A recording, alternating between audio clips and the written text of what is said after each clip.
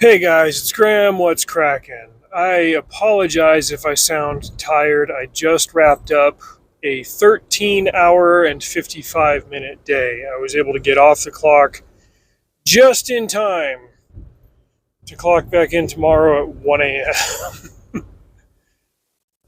You know the song and dance. I did read a book today, though, and it was called Silas Marner by George Eliot. This recommendation came to me by way of my good friend Brett Kane, who is also an avid reader and a novelist and operates in the not necessarily book review but podcasting space. He is one of the hosts of the Ironside podcast.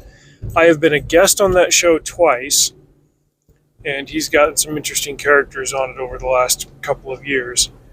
But he told me that this was one of his favorite books, and so I shortlisted it, got to it today, and I can completely see why.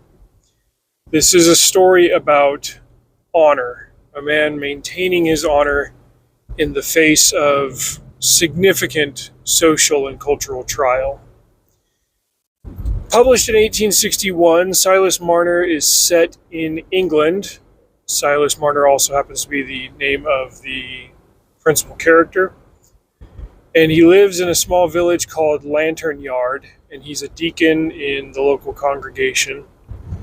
Or no, he's not a deacon, excuse me. Deacon is an office in different Christian denominations that it means something different than it does in the church I attend. So deacon, local priest, what have you.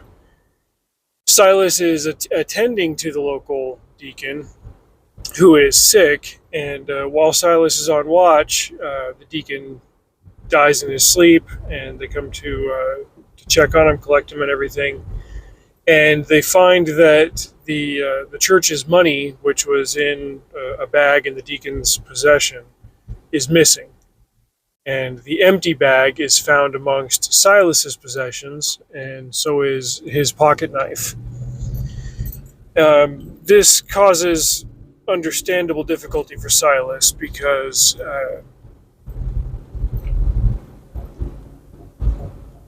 your name and your reputation in small villages like this, especially at that time period, was everything. He was engaged to be married to a girl.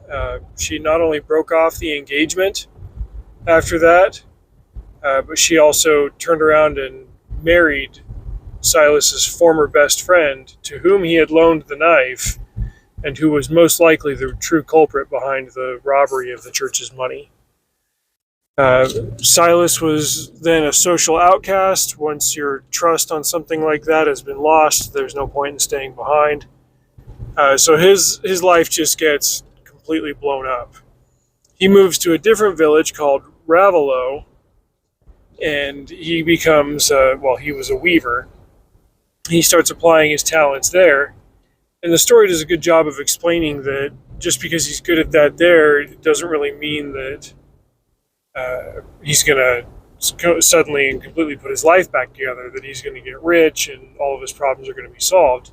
He can amass wealth, but what does he really want to buy with it? What is there to do in Raveloe? He doesn't really know anybody. He doesn't have connections. The village that you were from was a crucial part of your identity. There were very few people that engaged in acts of social mobility, we'll say. And so he was, even though it was all rural England, he was kind of a stranger in a strange land. There are other people in this new village that get up to their own business, and they end up causing him some trouble. And one day, years after Silas has been there, and he's amassed, hundreds of pounds of gold and silver for his weaving work, all of his money winds up missing, and a local teenager has disappeared. It's most likely him, and Silas is extremely frustrated, but he won't falsely accuse anybody because that's what happened to him and it ruined his life. As annoyed and angry as he is, there's nothing he can do about it. The crucial point of the story, I think, here is that there was another boy who wanted to marry a local girl, but he was already married to a different woman, and nobody in the village knew about it. And in fact, he had a daughter with this woman, and nobody knew about it. And one day during a snowstorm, this estranged wife shows up with a toddler daughter, but she dies in the snowstorm, and the toddler daughter wanders to Silas Marner's house. And the son that wanted to marry this other woman, he's grateful that his legal wife is dead, because now it means that he can marry this woman that he wants to marry in the village, but he can't lay claim to his daughter.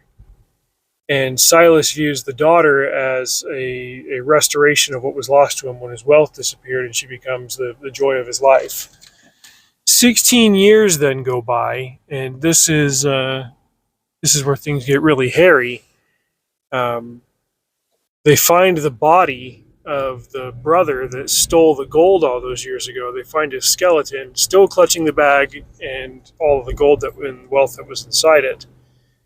And the brother, who is actually the father of this girl who calls herself Silas Marner's daughter, the father confesses to what he had done, that he had another wife, that he's actually the father of the daughter, and by law, the daughter can go live with him, but she says, no, Silas is the man that makes me happy as my father. Against significant social and cultural pressures and the pain and shame of being falsely accused and having no way to clear his name, Silas ends up being vindicated in the end, we'll say. He sticks to his guns. He does have to leave the village as a consequence of we'll say, kind of the time that he lives in and what he was accused of doing. But he's able to recover the wealth that he lost, although his life for a very long time is not what he wanted for himself, and he's miserable and alone. But when he's placed in charge of this young daughter, and he raises her, he finds the joy of fatherhood that had been taken from him, even if he never knew the joy of being a husband and marrying a woman that he could have loved. There's a similar theme in a Spanish poem called El Cid, which is about 1,000-year-old story. It's kind of the Spanish counterpart to Beowulf in English, although this is based on a more verifiable historical figure. El Cid was the general gist of the story, as I know it, is that he was blamed for something he didn't do, and he was ejected from Castilla at a time when the Muslim kings owned significant portions of the Iberian Peninsula. And rather than fully defect and go live amongst the Muslim kings, he ends up taking his forces with him and conquering and subjugating several of the other Moorish kings and sending their tributes to the true king of Castilla, saying, look, I'm still loyal, I don't care what anybody else says, I didn't betray you, my honor is intact. It also kind of reminds me of Toru Tokugawa from the hard magic, the Grimoire Chronicles that Larry Correia does. He's a powerful warrior who remains loyal to a cause that he doesn't know has become corrupted, and rather than sulk and mope and whine about it, he maintains his oaths, and he ends up correcting the corruption. And he says at the end, I wouldn't know. I've never fought for the other side. I was always fighting for the right side. I just ended up having to fight people that I thought were on my side. Silas Marner is a story about honor. He never confesses to anything that he didn't do. He's not thrilled about the punishment that he has to endure, but he endures it, and he is blessed for his suffering in the end. I'm especially, intrigued and comforted by a story like this, just as I watch loved ones go through difficult trials where the system has failed them and they're doing everything they can to make the best of bad situations. There's that old saying that, yeah, you've got your own problems, but if you could see what everybody else's problems were, you'd be very grateful for your own. In this case, it completely rings true. Man, I've known too many guys that have ended up divorced in the last couple of years and are in expensive and protracted and emotionally destructive custody battles just to see their own kids because the system sucks.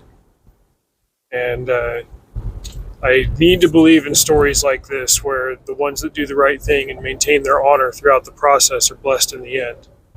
I think that's the ultimate value of stories like this that can teach you the right virtues and that can give you hope that the truth all wins in the end, even if it's something that we don't always get to see in mortality.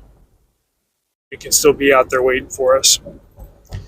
So, a hearty recommendation for Silas Marner. The prose is actually really beautiful, and it's one of those books that just weaves little bits of wisdom into it all throughout. Like, I could read this and I can imagine myself underlining little pieces of dialogue and narration here and there just because George Eliot manages to weave these precious little eternal truths into the story all throughout. So go check out Silas Marner and let me know what you think. Till next time, drive safe. See you out there.